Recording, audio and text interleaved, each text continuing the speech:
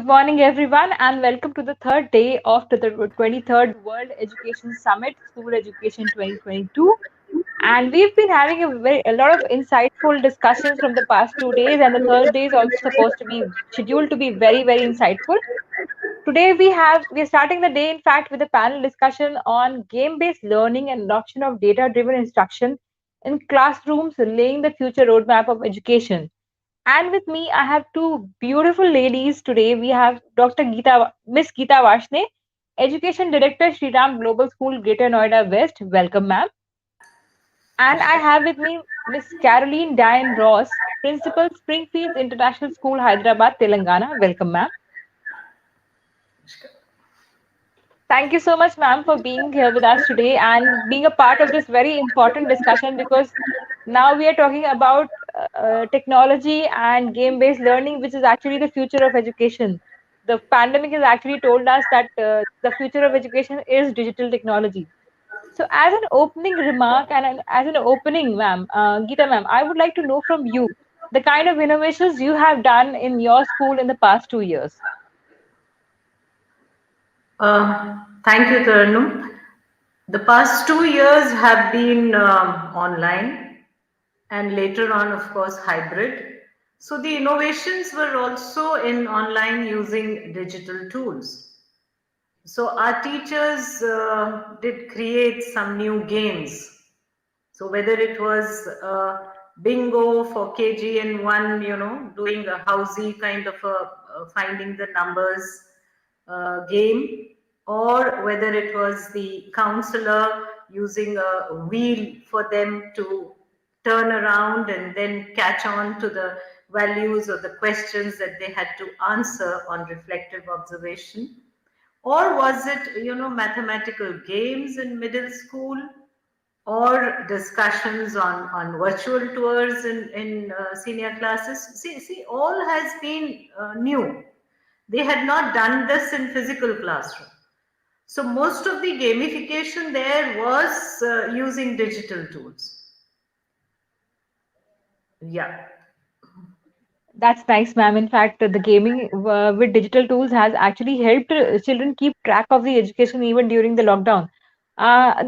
Caroline, ma'am, if I can ask you also the kind of innovations and the kind of, digital innovations and digital transformations you have been doing in your school in the past 2 years. Well, good morning, everybody. The pandemic caught many of us unaware, and schools had to move online. Technology was there, but we had to explore. Fortunately, in our school, we were able to bring in a lot of EdTech in our online classes. So our teachers too, it started off first with Kahoot and Mentimeter. That seemed very exciting at the beginning. But children they're not satisfied with just one thing every time. So we had to keep exploring. So we too had used spin the wheel questions, in poll classroom questions, and then the different games available, like using when metaverse came in, the new avatar that we asked our children to take on. That is what we innovated in our school. Interesting to know that the new gaming came through metaverse. Now, if you're like, since we're talking about gaming as such, ma'am, coming back to Geeta, ma'am, how much do you think is game-based learning beneficial for students, especially if we look at the younger lot? How good is game-based learning for them? Yeah, Taranum, it is a need. You see, we have all kind of students in a class, and some of them are not interested in a subject. Then the teacher needs to use these things to engage those kids also. Those who are interested in academic pursuance, they enjoy it, a normal lecture also, or knowing about a subject or a concept also. But those who are not so interested, to entice them into, the discussion and thing, these kinds of things are there. And see, gamification is not something new. I think we see the example of gamification in our Panchtantra. If you remember, this is a folklore that you see the kids of a king were not interested in studies, and so he got a Rishi Muni who started teaching them through stories. And he taught them so well with the stories. So that is a kind of gamification only. Even in physical schools, whenever we engage them with a lot of sensory activities, it is gamification. Now, this word and this jargon came more to be used online because gaming was there online. But it isn't that gamification is something new. Yes, now we had to use those. So the group discussions in the breakaway rooms, or the flip grid where they can see, or the Padlet where they can see the work of other kids and comment on it. Now these became, you see, the new gaming tools. But gamification is something which teachers need to know because they have to address to different learning styles. They have to address to these diverse, beings who are full of potential, but they are different. I mean, by nature, they are different. So something will appeal to one, something will appeal to the other, and so we need to have these various strategies. Gave a Thank very you. fine example of Panchatantra. In fact, that's very interesting to know because Panchatantra has been there since time immortal and it has been a wonderful example of gamification in education. And coming to Carolyn ma'am now. Ma'am, why do you think that, like, since we are talking about game-based education and game-based learning, why do you think that game-based learning has to be adopted in schools?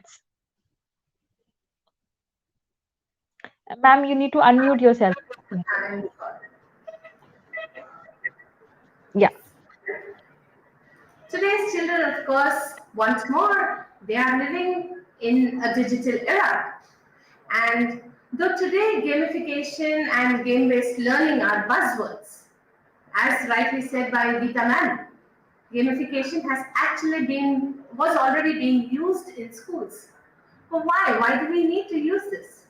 It's because children learn better if they are in an atmosphere which they are interested in. And games are multi-sensorial in nature. So by using games in classrooms, it helps bring in more learners and enliven the classrooms. Games also help develop their intrapersonal and interpersonal skills through connecting with one another, collaborating with each other. And games are entertaining, so they make learning fun.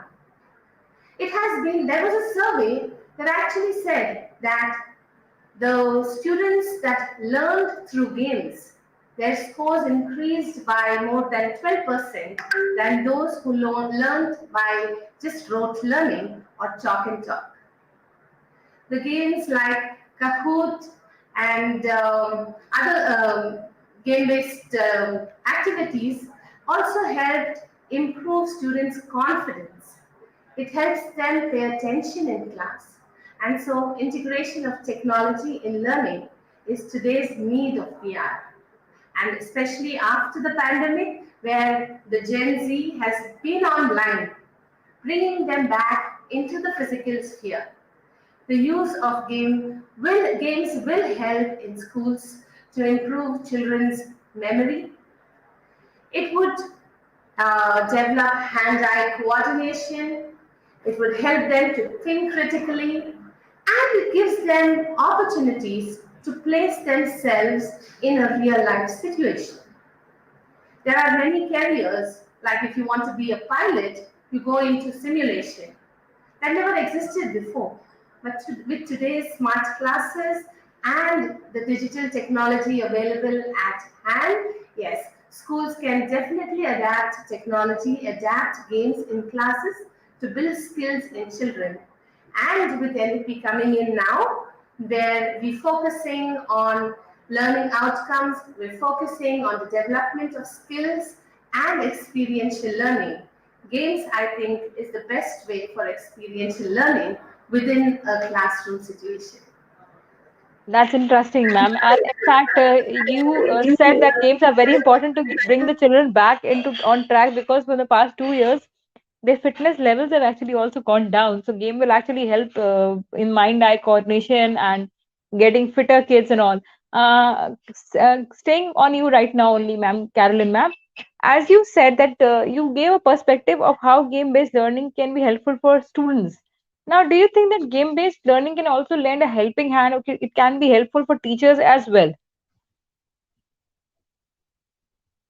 We've all moved online. Before the pandemic, we didn't have really many teachers who thought they could use technology. We had many of us felt we were crippled. But then, as we got onto the bandwagon, and today is actually a very useful tool for teachers because now they can get the full attention of the children. It helps them to reinforce concepts and to keep the children engaged effectively in class.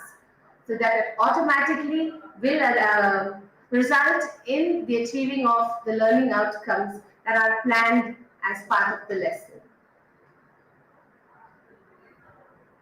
I would put the same question to Geeta Varshney, ma'am, also. That, ma'am, do you think that game-based learning can be a good support or a good helping hand for teachers as well? Definitely. Taranum, what happens is that when you engage children in game, as Einstein said, play is the highest form of research. You actually address to a lot of different skills that the kids have. Not only that, you see the character of a person is built with, games and sports.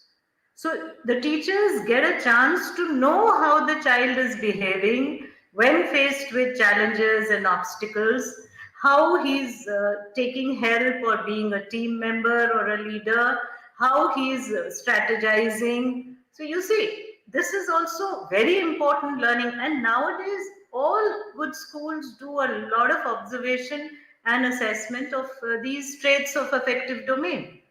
So when you are engaging them in game-based, learning, then you get to know so many things about the kids, which you will not if you were just teaching the lecture method or doing it from the book. So this is something which not only improves the connection between the teacher and the taught, but it brings in a lot more vibrancy in learning and helps us to achieve these, effective domain outcomes that we all had. I mean, end of the day, they will forget what they read from the book, but they will have these life skills to live with. So that way, gaming is a very important tool for teachers. And they also, you see, every time you play the same game with a different batch, you get a different response. And this is how teachers also build on their, explanations because they get to face different challenges every time. So it's a win-win for both the teacher as well as the student. Thank you.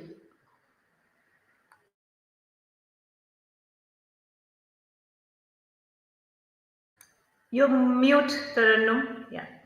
Mute. Yeah. Uh, as I said, ma'am, that's a very fine way of saying that gaming is very important for teachers and students as well. So since you have been talking about gaming now, Geeta ma'am, can you give me an example of some gaming exercises or some gaming game-based learning which your school has undertaken, especially over the past 2 years, just to make it a little more interesting for students, even if they're online. And now the students are coming back to schools. How is game-based learning going to help them now? If you can give me some examples. One very good example is for teaching them empathy, which we normally do in our, leadership modules. So this becomes a very boring thing if you get good speakers and they talk to the kids about empathy, or you show them maybe some movies also and then a discussion. So one game which was devised was that everybody was to write down their problems on a slip of paper and put them in a bowl. And then we had an open house that, okay, we picked up each problem and then we discussed and we asked for solutions from the students. See, there are two things happening. One is that they are realizing that not only they are facing these problems, others are also facing. So it's not that frustrating for them. Two, they are getting into the mold of solving their own problems, thinking deeply about it, getting to know more perspectives of that problem because others are now discussing it. So, this was when you want to teach them something like empathy. Of course, games are easily possible in subjects like science and maths. Very easy to devise, a game where they will all do slightly different experiment and then share the observation. Or, speed games for mental maths. There are, umpteen ways in which you can engage children. The beauty is that whenever they play a game, it is that some will win and some will lose. And one of the most important things to teach our children is how to face failure, how to accept that it is part of a game. That while we are playing, that's the inevitable outcome that will happen, that some will do better. So, how do we take that? That okay, I was not first, I was second, or I was fourth, or whatever, and how do I learn from it and be ready for the next time? Thank you. Yeah, that's really nice to hear that. And I would like to, in fact, ask Caroline ma'am the same thing that, ma'am, now that students are coming back to school now, how far, in your school, you have been implementing game-based learning now that because, we understand the kids are coming back after a long hiatus of 2 years. So, getting them back sitting in the classrooms and getting the hang of it, game-based learning can actually be very, very helpful. So, how have you been implementing game-based learning now with schools going offline again? So coming back to school, physical school, so it's time to actually take a digital break as well. So instead of using educational technology, the technological games, we started using the age-old games in school again. Like we played musical games with our children. Uh, it's again a lesson based in English vocabulary. They had to play musical chairs and give an answer to a riddle or any question that the teacher asked. We also do other using flashcards, hangman. These don't require you to have technology in class, but getting them to that hands on is minds on. So getting them to do hands-on activities in class, exploring different corners, group activities, these are all more useful today for bringing back our children to normal life. Because interaction with physical interactions are actually taken a beating with all of us going online. So, people just think that sending off one message and you're done.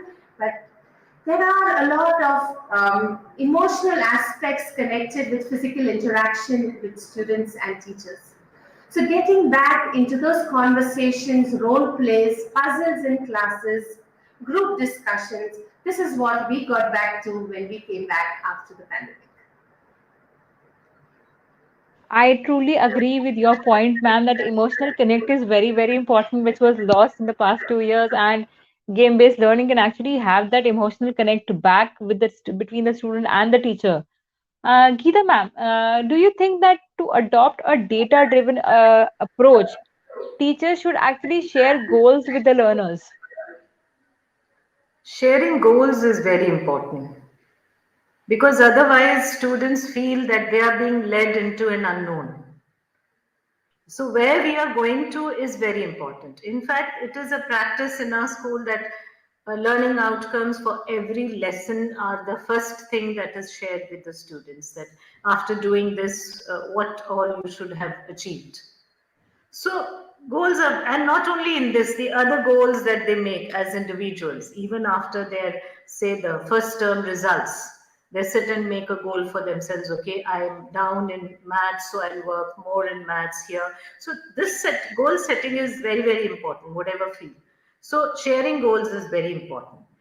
Data driven teaching is a help for teachers who are not that dynamic that they can look into the eyes of every student in their class and get the feedback how much they have understood. So data driven helps us that, we have these 3 minute, 2 minute feedback tests, and these are very easily done online also, where the kids answer maybe 6 questions for the 6 things that were taught in class, and the teacher immediately gets to know how many have understood the fourth concept and how many have understood the first concept, and that is a help to the teacher. So data driven in that sense is an immense tool. Although some of the teachers, they find it a little, I mean, those who are not used to using those, they find it a little hazardous to use. But, with practice, they can also, they'll find that this is better. Because it is very objective. You are not reacting or responding to students' needs by just your feel or doubt. You have actually seen with the data that how much is clear and how much needs to be taken over or reinforced again. So data driven is useful, but as I said, the teachers who have not lived in a data world, it takes a while for them to adapt to it. Yeah. Thank you.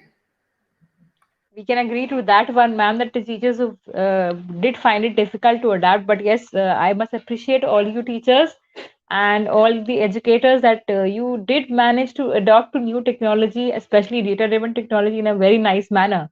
Now, coming to Caroline, ma'am, what is your take on the fact that when teachers use data to drive their decisions and plans, they're able to respond to the problems more effectively, construct new teaching methods, and advance skill sets faster?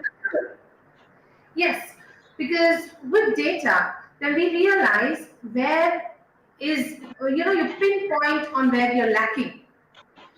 Be it a teacher, be it a parent, or be it a school. With effective data, we will be able to tackle the situation or the problems that we realize that those are our loopholes or our weak areas. Because if we didn't have proper data and we don't work towards that, then we'd just be lost in obscurity.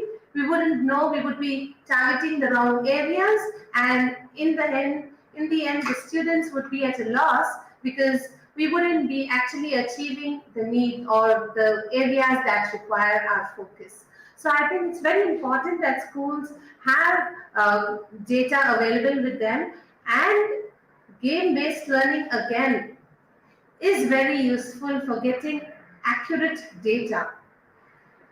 We get instant feedback, and it helps us to identify exactly where or which part of your lesson for teachers to they realize that which concepts the students have not understood, whether it is the entire lesson, whether is it a part. You can also look across subjects to identify whether a particular child has problems, with understanding, or whether he is dyslexic, he has a learning disability. So all of this data will help schools to tackle and to achieve a better citizen for the world.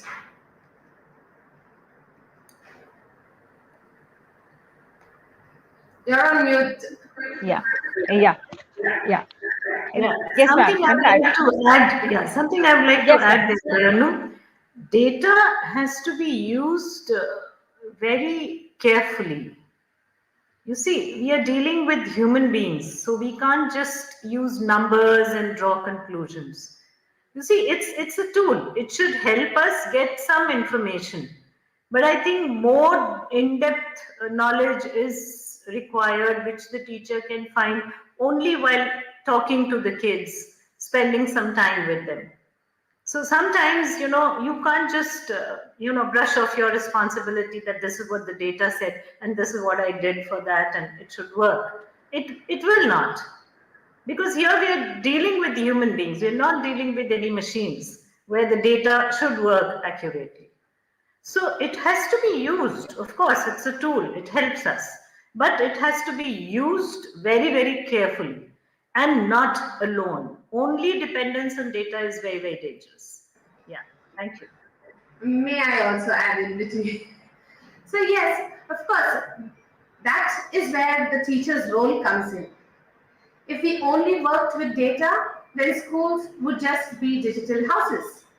But the human connect, the human understanding, and along with the teacher's observation, a school's observation, and data, together we could make a better learning journey for children. So it's not just based on data that schools take decisions or work towards certain changes, but definitely along with the observation of peers and the teachers together, it will definitely help.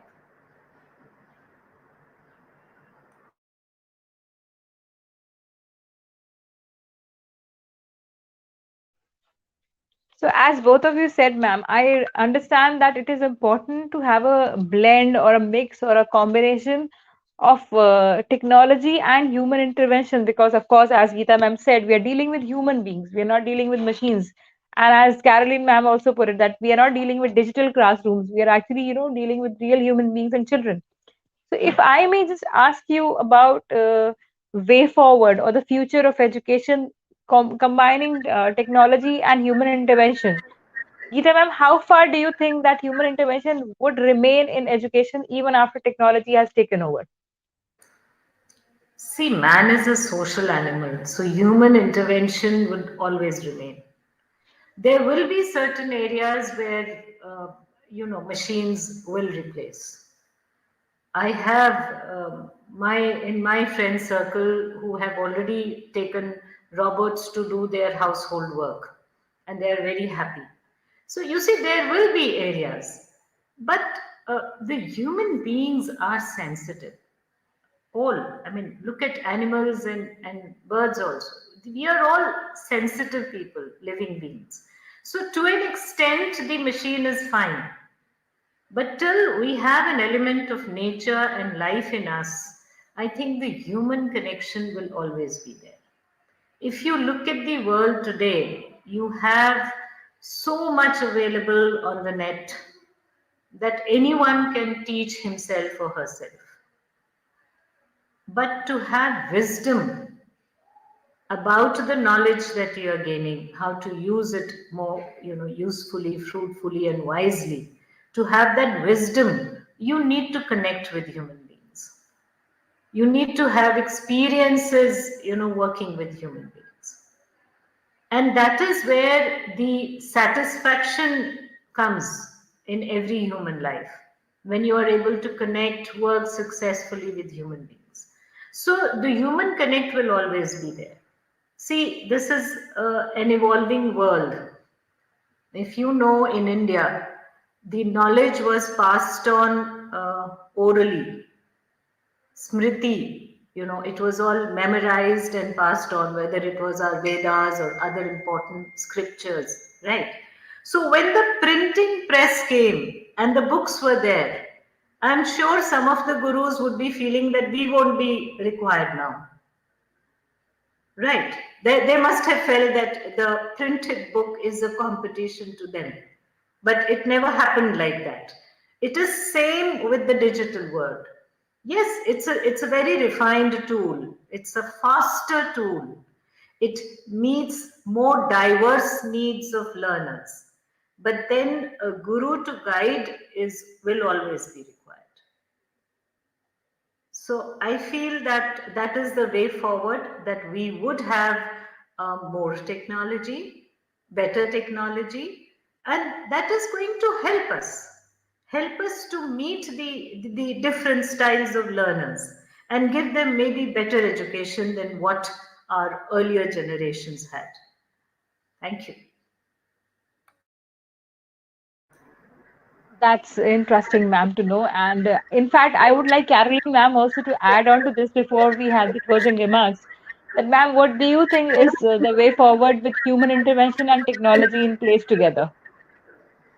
Well, with the world moving on, with the latest, with all of the developments in technology, but the human cannot be replaced. And summing up man's words in one thing, it is the EQ, the emotional quotient, that only lies with human beings. So man is not replaceable, but We should be able to adapt to situations so that we can survive and sustain. Because no matter what, humankind will be here as long as the earth is. And we can't be replaced, but we can definitely use technology to help improve and make a better sustainable world.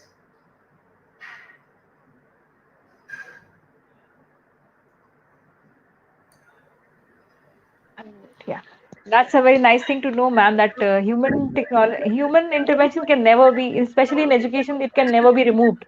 And now, can I have the session closing remarks from Geeta ma'am first, and then from Caroline ma'am? Tarannum, I must say that platforms like these help us brainstorm and share what are the changes happening in the field of education. So it's important that we continue having such discussions. And I think these 2 years will be looked at watershed years in the history of education because so much has changed. We will never go back to the same system of learning anymore. It will be a different system, different pedagogy, different tools now, and better for our kids. So I would say that gaming is here and it's more fun for the kids, and so it is more fun for all of us because if they are happy learners, there's nothing more that we would want. Thank you. And a closing remark from you also, Caroline ma'am. Absolutely. The ultimate aim of any school or any educational institute is to have joyful classrooms. Games are definitely a useful tool, and if used very creatively by educators, will certainly help improve imagination, improve the lifestyle, and definitely the learning journey of children. Thank you. Thank you so much, ma'am. And it has been a pleasure listening to both of you because somewhere, we were talking on a topic that is very, very pertinent these days, especially looking at the fact that children are coming back to classrooms, and we have seen how technology transformations have actually changed the way education is actually going on way forward. And talking to both of you has been it has been an immense pleasure, in fact, to talk to both of you on this issue. I can now ask my backend team to show your speaker certificates on screen, if I can have the certificates. Yeah, this is a speaker certificate for Miss Geeta Varshney. Thank you so much, ma'am, for sparing time for us and coming here today. One for Miss Caroline Ryan Ross. Thank you so much, ma'am, for being a part of this event and for sparing time to be a part of this panel discussion. Thank you so much, both of you. It has been a pleasure listening to you again, Geeta ma'am, and it has been a pleasure, Caroline ma'am, listening to your words as well. Have a great day, ma'am. And we also have a stalls out there in the stall area, which you can see our sponsors have put up some stalls, and these are some interesting companies which might be helpful in your schools as well, so you can have a look.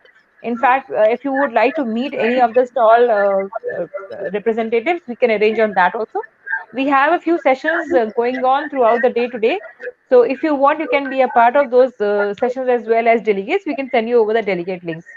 Thank you so much, ma'am. Have a great day, and thank you so much for coming again. Thank you. Thank you.